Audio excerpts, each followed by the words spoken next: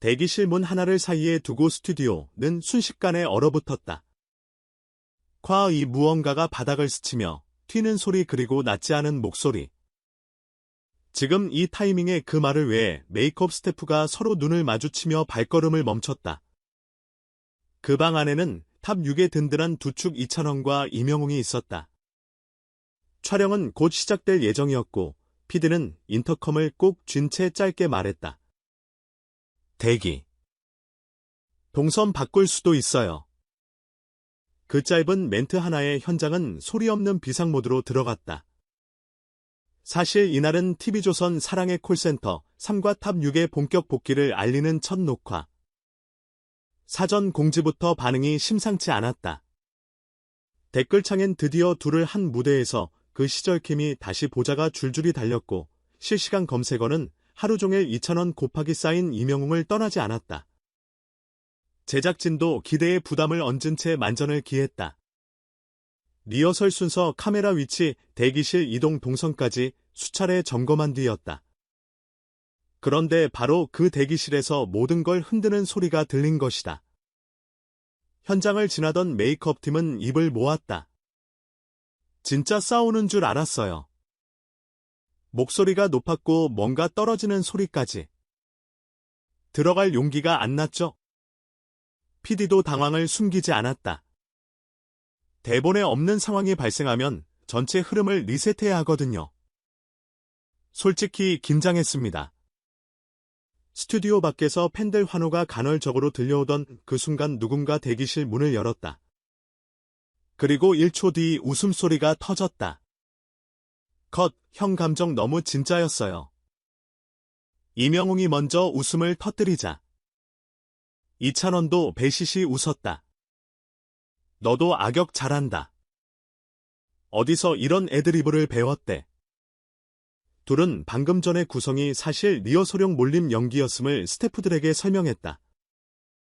사전 회의에서 의도치 않은 당황 포인트 하나 넣어보자는 아이디어가 나왔고 그걸 둘이 대기실에서 먼저 테스트한 것이다.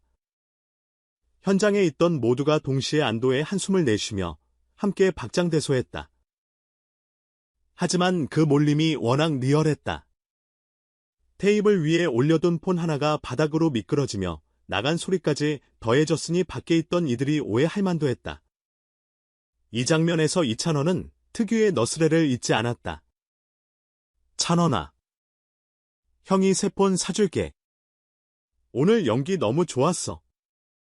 이명웅도 받아쳤다. 증거 영상 있거든요.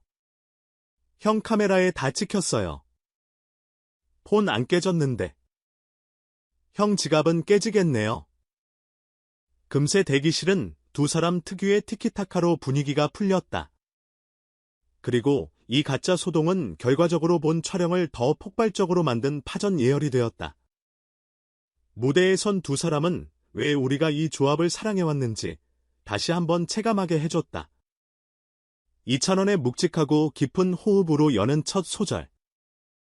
이명웅의 탄탄한 발성과 현장 장악으로 받는 음수. 카메라가 흐른 동안 관객석의 표정이 변했다. 그때 그 감정이 그대로야. 근데 더 잘한다. 준비된 대본과 즉흥 애드리브가 절묘하게 섞이며 캠이라는 말로만 설명하기엔 아까운 호흡이 나왔다. PD가 모니터 뒤에서 손가락으로 오케이 사인을 연달아 날릴 정도로 힘과 결이 정확히 맞아 떨어졌다. 녹화가 끝나자 대기실 소동의 전말을 들은 스태프와 출연진 심지어 같은 복도에 있던 게스트들까지 너나 없이 둘에게 엄지를 치켜 세웠다. 그 장난 아니 그 리허설이 가장 큰 플러스였어요. 현장이 한번 긴장했다가 풀리니까 에너지가 확 살아났어요. 무엇보다 소문만 듣고 혹시나 마음을 졸였던 팬들에게도 현장 후기가 빠르게 전달됐다. 실제 싸움 노 연기 리허설이었다고 합니다. 역시 둘은 찐친. 폰 사준다 드립에 다들 터졌대요. 불필요한 오해는 빠르게 거두어지고 남은 건 역시나에 가까운 찬사였다. 흥미로운 건 이 하루가 단지 방송 하나로 끝나지 않았다는 점이다. 촬영 다음 날 두 사람의 이름이 또 다른 뉴스에 올랐다. 도심 변두리의 한 판자촌 마을에서 연탄 배달 봉사가 진행됐고 전달식 현수막에는 가수 2명의 선한 영향력에 힘입어라는 문구가 선명하게 적혔다. 현장에선 따뜻하다. 정말 고맙다는 어르신들 목소리가 이어졌고 봉사자들은 두 사람처럼 조용히 꾸준히 하겠다고 말했다. 무대 위에서 마음을 데우더니 무대 밖에서는 삶을 데운 셈이다. 촬영장에서의 몰입이 연기에 국한되지 않음을 이 두 사람은 자연스럽게 증명하고 있었다. 제작진 입장에서 이 조합이 얼마나 고마운지도 전해진다. 탑 6의 복귀를 알리는 첫 편이었는데 상징적으로도 내용적으로 도 둘의 합은 최고였어요. 시즌 3의 기분 좋은 신호탄이 됐죠. 실제로 이 호흡은 사랑의 콜센터 차기편 일명 시즌 4 혹은 스페셜의 기대감을 한껏 끌어올렸다. 편성은 아직 비공개지만 내부에선 가능한 빠른 시점에 다시 모시자는 공감대가 이미 형성된 상태다. 그걸 가능케 하는 건 화려한 수치만이 아니다. 같은 대기실에서 같은 무대 위에서 같은 방향을 바라보는 두 사람의 태도다.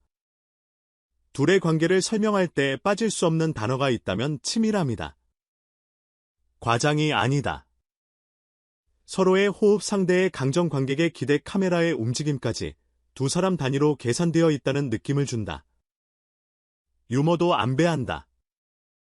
이찬원이 상황을 굵게 이끌어가면 이명웅이 날렵하게 빈틈을 찔러 터뜨린다.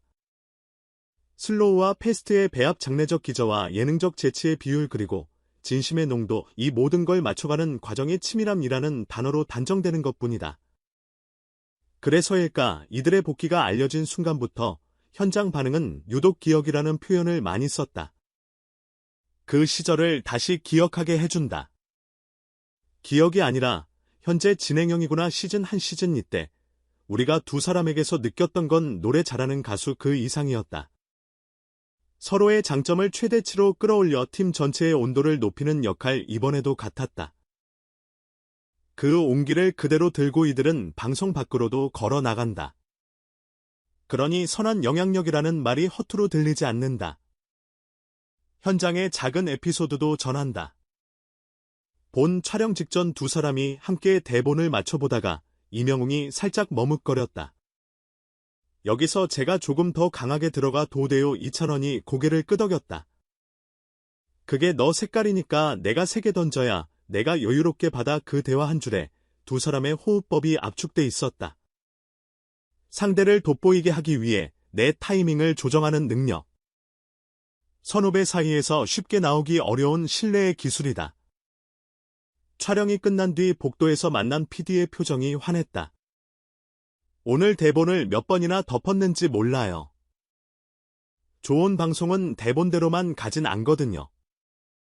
우리는 그냥 열어두는 거고 저런 사람들이 무대를 채우는 거죠. 그 저런 사람들이라는 말에는 꽤 많은 의미가 겹쳐 있었다. 실력, 태도, 관계, 유머, 책임감, 그리고 카메라가 꺼진 뒤에도 이어지는 운기. 이제 팬들의 관심은 하나다. 다음은 언제? 제작진은 말을 아꼈지만 분위기는 명확하다. 조만간 또 볼 수 있다. 다만 그때는 오늘과 또 다른 그림으로 찾아오겠다고 암시했다. 대기실 몰입 연기 다음엔 스튜디오 한가운데서 보실 수도 있어요. 관객 몰입형 상황극 깜짝 듀엣 혹은 관객 사연 즉흥 라이브까지 상상만으로도 꽉 찬 한 회가 그려진다. 오늘의 대기실 소동이 우리에게 남긴 건 오해와 해프닝의 기억이 아니다. 무대를 진심으로, 방송을 장난기 있게, 사람을 온기로 대하는 두 사람의 방식이다. 리허설에서 이미 감정을 꺼내 보이던 그들이었으니 본 무대가 더 깊어지는 건 어쩌면 당연했다. 웃음 뒤에 남는 잔열 노래 끝에 번지는 여운 방송. 다음날 이어진 연탄의 온도까지 같은 하루 안의 즐거움과 선함을 두 손에 가득 담아 보여주는 건 말처럼 쉬운 일이 아니다. 그래서 이들의 이름 앞에 영향력이라는 단어가 붙는다. 소문 많은 방송가에서 진짜는 오래 살아남는다. 오늘의 두 사람은 그걸 또 한 번 증명했다. 우연처럼 보이는 장면도 사실은 촘촘한 신뢰가 만든 결과였다. 이찬원과 이명웅, 다시 사랑의 콜센터라는 이름 아래 같은 프레임에 선 이 둘을 우리는 곧 또 만나게 될 것이다. 그때도 분명 대기실 어딘가에선 익숙한 농담이 오고 갈 거다. 형이 새 폰 사줄게. 형, 그 말 방송에 나가요. 그리고 스튜디오 어딘가에선 새 연탄처럼 따끈한 이야기가 시작될 거다. 방송 시간은 아직 비공개다. 하지만 한 가지는 분명하다. 기다림이 길수록 무대는 더 뜨겁다. 오늘도 그때 그 두 사람을 떠올리며 다음 소식이 뜨는 순간 맨 먼저 전해드리겠다. 끝까지 함께해준 여러분 고맙다. 그리고 그날 우리 모두 같은 말로 시작하자. 준비됐으면 콜.